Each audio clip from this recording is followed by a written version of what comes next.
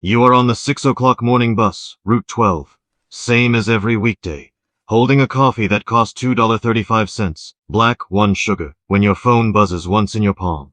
It's a notification from an app almost nobody you know has ever opened. The number on the screen this morning, before the market has even properly opened, reads $340,118,662. You turn the phone face down on your knee. Not because you're worried someone will see it, because you've made this exact motion, probably 400 times, and it stopped being a surprise a long time ago. 2 people alive know that number. Not your mother, not Dale, who used to sit across from you in a room the size of a closet, building the thing that made the number possible. Not the woman 2 seats back, complaining, not unkindly, about the price of eggs. Your stop is in 11 minutes.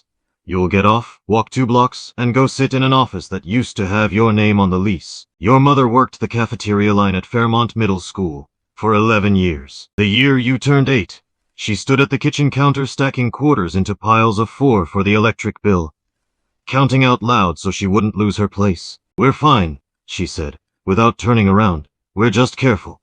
She said it like a fact and a warning at the same time, and you understood both halves before you understood much else.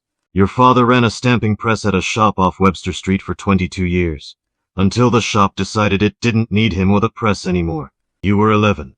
He found other work in 4 months, at less pay, and nobody in the house ever called that year hard, out loud. In front of you, currently, 53% of Americans could not cover a $1,000 emergency expense out of savings. Your family, that year, wasn't behind. Your family was the norm, wearing a normal face, on a normal street, in a town nobody was writing songs about. Nobody in your house sat you down and taught you about money. What you got instead was posture. You watched 2 adults hold a shortfall without ever once describing it as one. And by the time you were old enough to understand what careful had actually cost them, careful was just how you were built, not a lesson, a default setting. At 10 you mowed 6 lawns on your street for $4 apiece and kept the money in a Folgers tin with a strip of masking tape on the lid.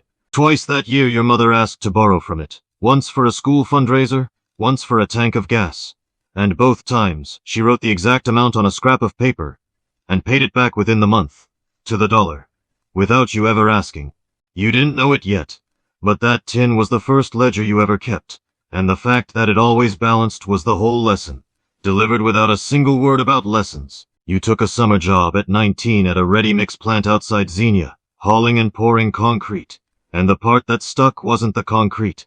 It was the dispatch trailer.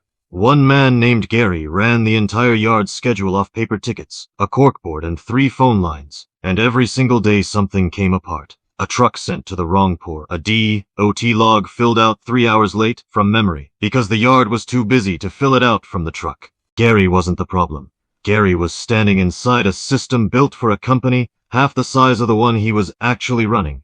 The man who owned the plant didn't stand in that trailer. He drove a truck nobody else was allowed to touch, and showed up twice a week to sign checks. That's the gap you noticed at 19, without the language for it yet. Owning the schedule, versus being owned by it. You left community college at 20 with 3 semesters done, no plan anyone would have signed off on, and a half-built idea for a lawn care scheduling app that 2 customers used and nobody paid for. It died quietly within a year. Nobody outside your apartment ever knew it existed, which is its own kind of failure, small enough that it didn't even get to be a story yet. At 26, in a basement apartment on Wyoming Street with a radiator that knocked twice an hour like it was trying to get your attention, you built something else. A scheduling program for batch plants like the one you'd worked at. You sold it to one plant for $1,800 a month because a friend of your father's agreed to pay that much to stop losing trucks. Dale Pruitt came in that first year. You'd known him since community college. He could sell, which you couldn't, and in exchange for 15% of a company worth, at the time, roughly nothing.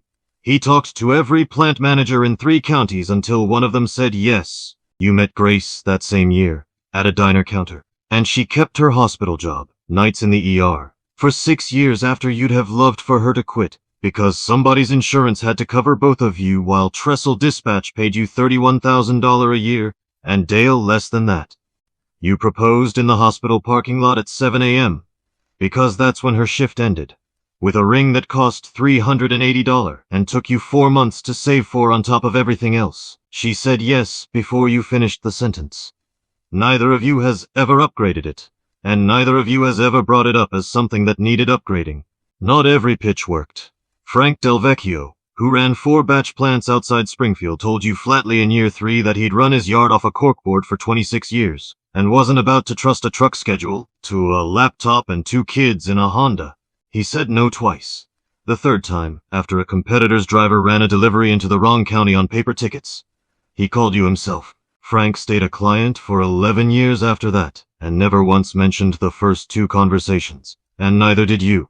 Currently, roughly 79% of American millionaires are self-made, first generation.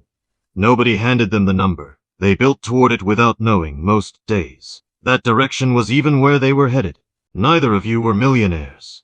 Neither of you were talking about millionaires. You were talking about whether you could make payroll in November. The radiator stayed through all 4 of those years. You didn't have the $340 it would have cost to fix it properly. And later, when you did, you'd already moved out, and it wasn't a decision anymore. Just the memory of one you'd made 100 times without noticing you were making it. By year 4, you had 11 clients and $11,400 a month, which felt, at the time, like the ceiling of what a company like yours was allowed to reach. By year 9, you had 91 clients in 4 states and $89,000 a month, and a real name for what you'd built. Trestle dispatch, batch scheduling, DOT compliance logs, EPA discharge record keeping, for an industry that had been running on corkboards and carbon copy tickets since before either of you were born. Your neighbor Marnie got a raise around year 7, and leased a new SUV within the month, which is not a criticism of Marnie. It's just a different relationship to a number changing. You and Grace got a piece of good news that same year, a contract renewal worth more than your first 4 years combined, and marked it by making pancakes on a Tuesday. The Corolla stayed in the driveway another 6 years after that. Dale wanted out around year 6.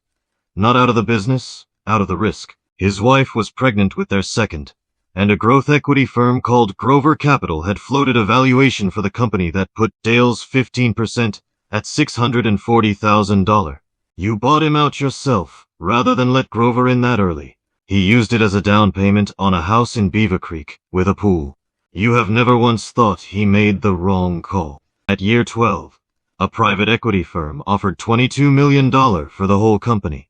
You said no, and you couldn't fully explain why, even to Grace, even to yourself, past a sense that the thing wasn't finished becoming what it was going to become.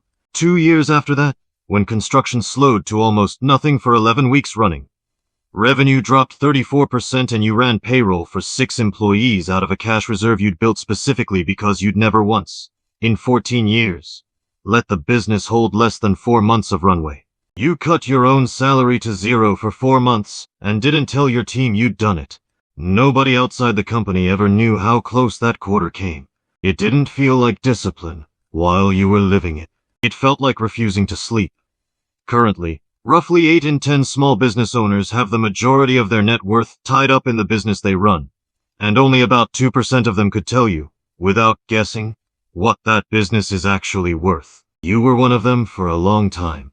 The number you carried around in your head for years wasn't real.